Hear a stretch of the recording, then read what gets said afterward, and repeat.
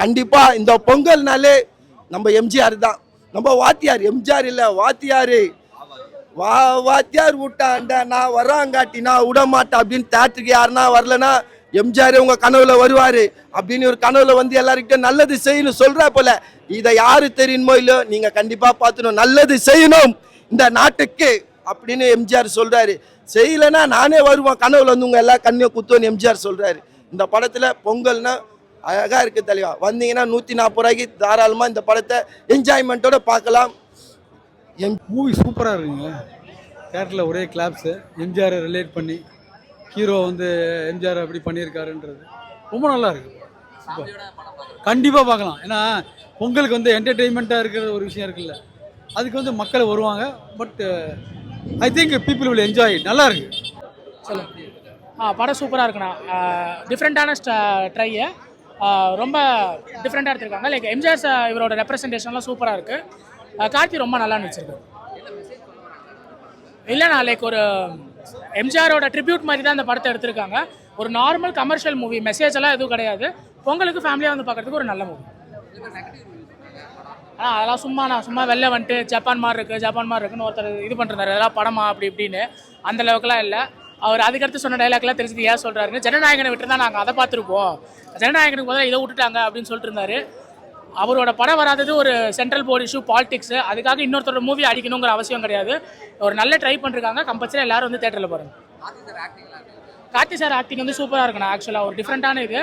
எம்ஜிஆருக்கும் அவருக்கும் இருக்க அந்த ஸ்பிட் பர்சனாலிட்டிங்கிற கேரக்டர் வந்து நல்லா நடிச்சிருக்காரு. நம்பியார் வந்தாரு இந்த படத்தில். நானும் என்னடா நம்பியார் வந்துட்டாரு, படம் என்னடா ஒன்றுமே உப்பு சப்பு இல்லாமல் போது, ஒரு 15 நிமிஷங்க வெறுப்பாயிடுச்சு. நானும் தேட்டரை விட்டு ஏஞ்சி வந்துடலாமா நினச்சிட்டேன். ஆனால் முடியல, காசு குத்துட்டோமே படத்தை பார்க்கணுமே அப்படின்னு உள்ளே பூந்தேன். அதுக்கப்புறம் தான் எம்ஜிஆர்ன்ற ஒருத்தர் உள்ளே வந்தார். கார்த்தி அண்ணன் உடம்புக்குள்ளே பூந்தார். நான் உங்கள் வீட்டு பிள்ளை, இது ஊரறிந்த உண்மை, நான் செல்லுகின்ற பாதை அப்படின்னு பாடினார் பாருங்க. பாட்டு என் நரம்பு துடிச்சு ஏந்துருங்க. என் உடம்புலேயே எம்ஜிஆர் பூந்துருந்தா எப்படி நான் உதவி செஞ்சிருப்பேனோ அதை கார்த்தியை நான் காமிச்சிருக்காரு. ஏன்னா நம்ம 2026 உதவி செய்ய யாரும் இல்லை. கடல் மேல் பிறக்க வைத்தான் எங்களை கண்ணீரில் பிழைக்க வைத்தான் அப்படின்னு நாங்கள் கண்ணீரில் இருக்கிறோம். எங்கள் கண்ணீரை துடைக்க யார் வருவா? யாரும் வர மாட்டாங்க. ஆனால் இந்த படத்தில் எம்ஜிஆர், ஒரே எம்ஜிஆர் தான். அவர் நம்மளுக்கு எப்படி உதவி செஞ்சார் இந்த படத்தில் காமிச்சிருக்காங்க. ஏன்னா கஷ்டம்னு ஒருத்தவங்க சொன்னாங்கன்னா ஓடோடி வர்றாரு குதிரையில். ராஜாவின் பார்வை ராணியின் பக்கம் அப்படின்னு குதிரையில் வராரு நம்ம எம்ஜிஆர். வந்து நம்மளுக்கெல்லாம் காப்பாத்துறாரு. யாரும் உதவின்னு கேட்காதீங்க, நான் வரேன் ஓடோடின்னு அப்படின்னு காட்டுறாரு. அதே போல் இந்த 2026 ஒரு எம்ஜிஆர் வருவாரா, நமக்கு நல்லது செய்வாரான்னு காத்து நிற்கணும். இந்த படம் பார்த்தீங்கன்னா கார்த்தியன் அந்த அளவுக்கு சிறப்பாக நடிச்சிருக்காரு. ஒரு எம்ஜிஆரை எப்படி நீங்கள் பழசுல பார்த்தீங்களோ அதே போல் இதில் இருக்காரு. எம்ஜிஆர் போலயே இருக்காரு. அதே போல் ஆனந்த் பாபு 2வது எம்ஜிஆர். அவர் சட்டையை கடன் குத்து எம்ஜிஆர் வாத்தியாரே நீ போய் சண்டை போடு, வாத்தியாரே நீ போய் சண்டை போடுன்னு ஆனந்த் பாபு கொடுக்குறா போல சட்டையை. ஜனகராஜா தெரியல உடுத்தல ஜனகராஜ் ஆனந்த் ராஜா என் மனுஷனுங்க பேரை மாற்றி சொல்லிட்டேன். நீங்கள் சட்டையை கொடுத்தது எம்ஜிஆருக்கு. சிறப்பாக இருந்தது உங்கள் நடிப்பு. நல்லா இருக்கு படம். எனக்கு ரொம்ப பிடிச்சது மெசேஜ் ஒன்று இல்லைங்க, பியூர்லி என்டர்டெயின்மெண்ட் தான். எம்ஜிஆரை பேஸ் பண்ணி ஆன ஒரு விஷயம். அது கான்டெம்பரரியாக எப்படி பண்ணியிருக்காரு டேரக்டர் நல்லன்றது தான். நல்லா பண்ணியிருக்காரு, நல்லா இன்டர்பிரட் பண்ணியிருக்காரு.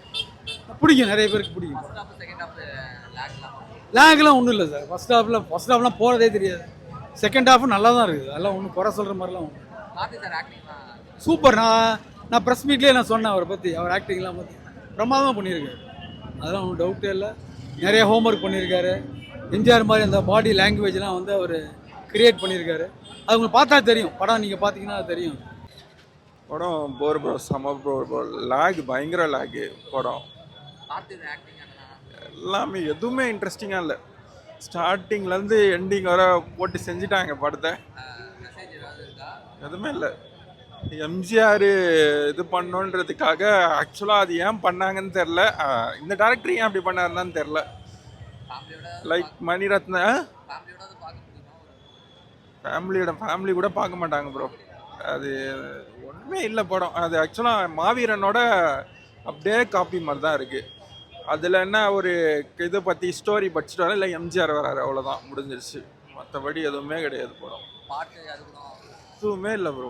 ஒரு சீன் கூட நான் இன்ட்ரெஸ்டிங்காக இல்லை. எல்லாம் சைலண்ட்டாக இருந்தாங்க ஃபஸ்ட்டு ஷோக்கு. பொங்கல் டல்லு தான் அந்த வாட்டி. பராசக்தி ஓகே ஆவரேஜாக போச்சு, ஏதோ ஓகே நல்லா இருந்தது. சில இடத்துல ஓகே பராசக்திக்காக ஒரு மூமெண்ட்லாம் இருந்துச்சு இல்லையா, இதெல்லாம் ஒன்றுமே கிடையாது. நாளைக்கு ஒரு ஜீவா படம் வருது இல்லையா, அது வச்சு தான் தெரியும் பொங்கல் யார் இது அப்படின்ட்டு. எனக்கு தெரிஞ்ச ஜனநாயகர் ரேஸ் ரிலீஸ் ஆகிருக்கலாம். மேபி அது படம் நல்லா இல்லைனாலும் ஒரு மாதிரி வைப், அந்த ஃபேன்ஸ் வைப்பு, பாட்டு, அந்த மாதிரி விஷயத்துக்காகவே ஓடிடும் படம். விஜய்க்கு அந்த ஒரு கெப்பாசிட்டி இருக்குது. இந்த பைரவா அந்த மாதிரிலாம் கூட பார்த்தீங்கன்னா படம் கதை இல்லைனா கூட அந்த இது வந்து உங்களுக்கு நல்லா இன்ட்ரெஸ்ட் ஆகும். இந்த வாட்டி அந்த மாதிரி எதுவுமே கிடையாது. ஓகே தான் ப்ரோ, ஆவரேஜான ஒர்க்கு. என்ன பிடிக்கலாம், ரொம்ப ஒரு மாதிரி லேகாக போகிற மாதிரி இருந்துச்சு, மற்றபடி எதுவும் இல்லை. ஆனால் கார்த்தி சார் வந்து ரொம்ப அந்த எம்ஜிஆர் சாரோட பாடி லாங்குவேஜ், அவர் அதெல்லாம் நிறைய ட்ரை பண்ணி நிறைய ஹார்ட் ஒர்க் பண்ணி எடுத்திருக்காங்க. நிறைய லேக்காக தான் இருக்குது. இது மாதிரி ஸ்டோரியே வந்து ரொம்ப ஸ்லோவாக இருக்கிற மாதிரி இருக்குது. ஆனால் வந்து நல்லா தான் இருக்குது. ஓகே, ஃபேமிலி பார்த்தா ஓகே தான். வந்தாங்க ஒரு 3 hours ஸ்பெண்ட் பண்ணிட்டு போகிறதுக்கு நல்லாயிருக்கும். ஆனால் கொஞ்சம் லேக்காக இருக்குது. அது மட்டும் ரொம்ப ஸ்லோவாக போகுது ஸ்டோரி. அது பயங்கரமாக இருந்துச்சு அவரோட ஆக்டிங்கு. அப்புறம் ராஜ்கிரண் சார் வந்து ஒரு டேர்னிங் பாயிண்டாக இருந்தது, அது ஓகே. மியூசிக் அதே தான் ப்ரோ, ரீமிக்ஸ் தான், ரீமேக் தான். அது ஒன்றும் பெருசாக ஒன்றும் இல்லை. நம்ம சந்தோஷ் நாராயணன் சொல்கிறாங்க, அவர்கிட்டேருந்து நம்ம என்னடி மாயாவினி அது மாதிரிலாம் பார்த்துட்டு இது கொஞ்சம் ரீமேக்னால கொஞ்சம் கம்மியாக இருக்கு, அவ்வளோதான். ஃபர்ஸ்ட் ஹாஃப் வந்து ஒரு என்ன சொல்கிறது, கொஞ்சம் ஸ்லோவாக போயிட்டே இருந்தது. செகண்ட் ஹாஃபில் வந்து கொஞ்சம் டர்ன் ஆச்சு. அதாவது ராஜ்கிரண் சார் டெத்துக்கு அப்புறம் வந்து கொஞ்சம் டர்ன் ஆச்சு. அதுக்கப்புறம் ஓகே நல்லா தான் போச்சு.